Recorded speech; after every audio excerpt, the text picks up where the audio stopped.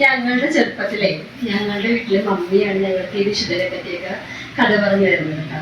അപ്പൊ ഈ മഴക്കാലം വന്നു കഴിഞ്ഞാല് മമ്മിക്ക് ഒരു വിശുദ്ധന ഇരിക്കപ്പുറത്ത് കൊടുക്കുമെന്ന് പറയുന്നത്.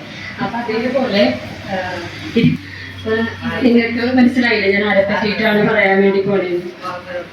അതന്നെ, വിശുദ്ധ ബാർബറ പുണ്യാളത്തെ പറ്റിയിട്ടാണ് ഞാൻ പറയാൻ വേണ്ടി പോകുന്നത്. അപ്പോൾ ബാർബറ പുണ്യാളത്തി 3-ാം നൂറ്റാണ്ടിലാണ് ജീവിച്ചിരുന്നത്. ബാർബറ പുണ്യാളത്തിയുടെ സ്ഥലം എന്ന് പറയുന്നത് ഹാലിയോ, നമ്മുടെ ഇപ്പോഴത്തെ ലെബനോൺ ഉണ്ടല്ലോ, ആ ലെബനോണിലാണ് ബാർബറ പുണ്യാളത്തി ജനിച്ചത്. ബാർബറ പുണ്യാളത്തിയുടെ പിതാവിൻ്റെ പേരായിരുന്നു ഡയോസ്കോറസ്. പുള്ളി ഭയങ്കര ധനികനായിരുന്നു. ധനികൻ എന്ന് പറഞ്ഞു കഴിഞ്ഞാൽ ഭയങ്കര പണക്കാരനായിരുന്നു. ഏകദേശം നമ്മുടെ ഇപ്പോഴത്തെ ഒരു അംബാനിനെയൊക്കെ പോലെ ഭയങ്കര പണക്കാരനായിരുന്നു. അപ്പോൾ നമ്മുടെ ബാർബറ പുണ്യാളത്തി ആണെങ്കിൽ അതീവ സുന്ദരിയും ഭയങ്കര ബുദ്ധിമതിയുമായിരുന്നു.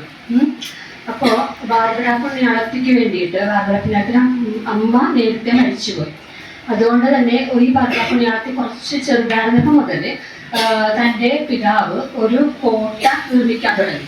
കോട്ട എന്ന് പറഞ്ഞു കഴിഞ്ഞാൽ ബാർബറ പുണ്യാളത്തി മാത്രം അതിലിങ്ങനെ അടച്ച് വേറെ ആർക്കും അതിന് പ്രവേശനമില്ലാത്ത രീതിയിൽ ചെയ്തു. അപ്പോൾ അത് ഒരു 3 കാര്യത്തിലാണ്. എൻ്റെ ഞാൻ നോക്കിയപ്പോൾ ഒരു 3 കാര്യം എനിക്ക് മനസ്സിലായത് എന്താണെന്ന് വെച്ചാൽ, ഈ കോട്ട പണിതതിൻ്റെ പിന്നിലുള്ള ഈ പിതാവിൻ്റെ ഉദ്ദേശം, ഒന്നാമത്തേത് ഇവർ ഭയങ്കര പണക്കാരാണല്ലോ. അപ്പോൾ പുറത്തുള്ള പിള്ളേരായിട്ട് അല്ലെങ്കിൽ പുറത്തുള്ള പാവപ്പെട്ടവരെയായിട്ടോ ഇവർക്ക് യാതൊരുവിധ ബന്ധവും ഉണ്ടാകരുത് എന്നുള്ളതാണ്.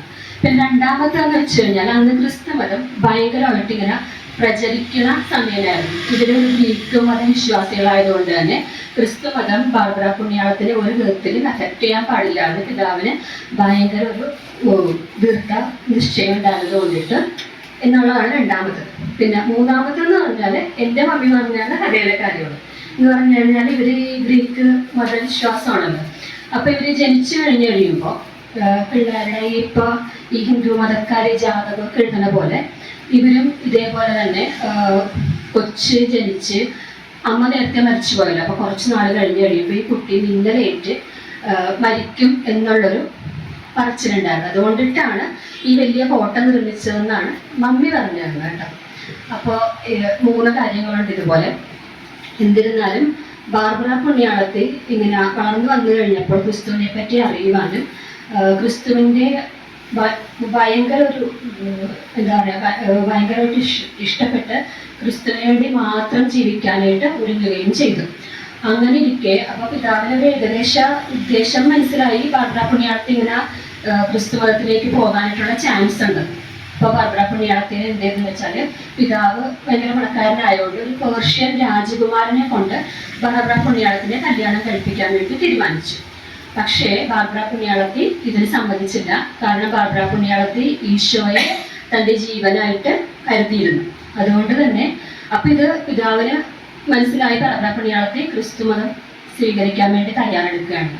അപ്പോൾ പിന്നീട് ആ കോട്ടയിലുള്ള കർശനമായിട്ട് പുള്ളിക്കാരത്തിനോട് പിടിച്ച് ഇട്ടു. ഒരു പ്രാവശ്യം ബാർബറ പുണ്യാളത്തിക്ക് കോട്ടയിൽ നിന്ന് രക്ഷപ്പെടാനായിട്ട് സാധിക്കുകയും ഒരു വയലിലൂടെ പോയിട്ട് ഒരു വലിയ ഗുഹയ്ക്കുള്ളിൽ ബാർബറ പുണ്യാളത്തി പോയി ഒളിക്കുകയും ചെയ്തു. ആ സമയത്ത് ഒരു 16 വയസ്സുള്ളപ്പോഴാണ് ബാർബറ പുണ്യാളത്തി ക്രിസ്തുമതം സ്വീകരിക്കുന്നതെന്നാണ് പറയപ്പെടുന്നത്. അങ്ങനെ ഇരിക്കെ പിതാവിൻ്റെ കാവൽക്കാര് ബാർബറ പുണ്യാളത്തിനെ വീണ്ടും പിടിച്ച് കൊണ്ടുപോയി. എന്നിട്ട് ക്രൂരമർദ്ദനങ്ങൾ ഏൽപ്പിച്ചു എന്നാണ് പറയുന്നത്. ക്രൂരമർദ്ദനങ്ങൾ എന്ന് പറഞ്ഞു കഴിഞ്ഞാൽ നമുക്ക് സങ്കല്പിക്കാൻ കഴിയാത്ത വിധം. അപ്പം ഈ ശരീരം മുഴുവനും മുറിവേൽക്കും.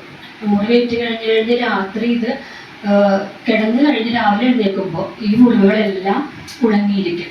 അപ്പം ഇതൊക്കെ കണ്ടപ്പോഴും ഇവർക്ക് ഈ പിതാവിനോ പിതാവിൻ്റെ ഭടന്മാർക്കോ ക്രിസ്തുവിനോടുള്ള വിശ്വാസമെല്ലാം ഉണ്ടായിരുന്നത്. അവർക്ക് വീണ്ടും ദേഷ്യമാണ് തോന്നിയത്. വീണ്ടും ഈ ക്രിസ്തു മതത്തിലെ ബാർബറ പുണ്യാളത്തി വിശ്വസിക്കുന്നുണ്ടല്ലോ എന്നുള്ളൊരു ദേഷ്യം. അപ്പം അതുകൊണ്ടിട്ട് ഇവർക്ക് മനസ്സിലായി ഇനി ഇവിടെ നിർത്തിയിട്ട് കാര്യമില്ല, ചക്രവർത്തിയുടെ കയ്യിലേക്ക് ഇവിടെ ഏൽപ്പിക്കാം എന്ന് പറഞ്ഞിട്ട് സ്വന്തം പിതാവ് തന്നെ ബാർബറ പുണ്യാളത്തിനെ വലിയൊരു മലയിലേക്ക് കൊണ്ടുപോയിട്ട് അവിടെ ശിരച്ഛേദം ചെയ്ത് കൊല്ലുകയാണ് ചെയ്തത്. പക്ഷേ ആ സമയത്ത് തന്നെ ഒരു വലിയ ഇടിമിന്നൽ വന്ന് ഈ പിതാവിനെ കരിയിച്ച് ചാരമാക്കി കളയുന്നു. അങ്ങനെ അതുകൊണ്ടിട്ട് തന്നെയാണ് അഗ്നിയുടെ വിശുദ്ധ എന്നും കൂടി ബാർബറ പുണ്യാളത്തി അറിയപ്പെടുന്നത്. ബാർബറ പുണ്യാളത്തിയുടെ ലെബനനിലാണ് ഏറ്റവും കൂടുതൽ ബാർബറ പുണ്യാളത്തിയുടെ ഒരു തിരുനാള് ആഘോഷിക്കുന്നത്. അപ്പൊ ഇതിന്റെ ആഘോഷത്തിന്റെ ഫലമായിട്ട് അവര് ചെയ്യുന്ന എന്താന്ന് വെച്ചാല് ഒരു 3 പ്ലേറ്റ് എടുത്തു വെക്കും. അതെന്ന് വെച്ചാൽ ത്രിത്വത്തിന്റെ ഒരു പ്രതീകമായിട്ടാണ് 3 പ്ലേറ്റ് എടുക്കുന്നത്. ഈ 3 പ്ലേറ്റിൽ ഇവര് എന്ത് ചെയ്യുന്ന വെച്ചാൽ ഈ പരുത്തി ഇടണം, കോട്ടൺ വെള്ളം നനച്ചിട്ട്, ഈ ബാർബറ പുണ്യാളത്തി രക്ഷപ്പെട്ടത് ഒരു ഗോതമ്പ് വല്ലപ്പൊടിയായിരുന്നല്ലോ. അപ്പൊ ഈ ഗോതമ്പ് മണികൾ എടുത്തിട്ട് ഈ പരുത്തിയിൽ നനച്ചു വെക്കും ഇവര്. അപ്പൊ ഈ തിരുനാള് വരുന്നത് ഡിസംബർ 3-ലാണ്.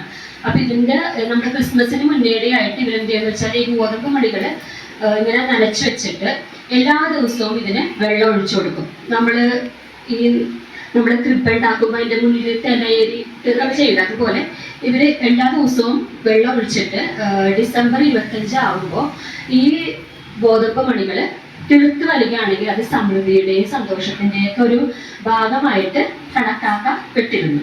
അപ്പൊ ഇന്നും അത് അവര് തുടർന്നുകൊണ്ട് പോകുന്നുണ്ട്. അപ്പോൾ ഇനിയിപ്പോ മഴക്കാലമൊക്കെ വരുമ്പോ ഇടിമിന്നലിനോട് പേടിയുള്ളവര് ബാർബറ പുണ്യാളത്തി ഞങ്ങളെ ഇടിമിന്നലിൽ നിന്ന് സംരക്ഷിക്കണമേ എന്ന് പ്രാർത്ഥിക്കാം. അതുപോലെ തന്നെ ഈശോയുടെ അനുഗ്രഹം എല്ലാവർക്കും ഉണ്ടാകട്ടെ എന്ന് പ്രാർത്ഥിച്ചുകൊണ്ട് നന്ദി.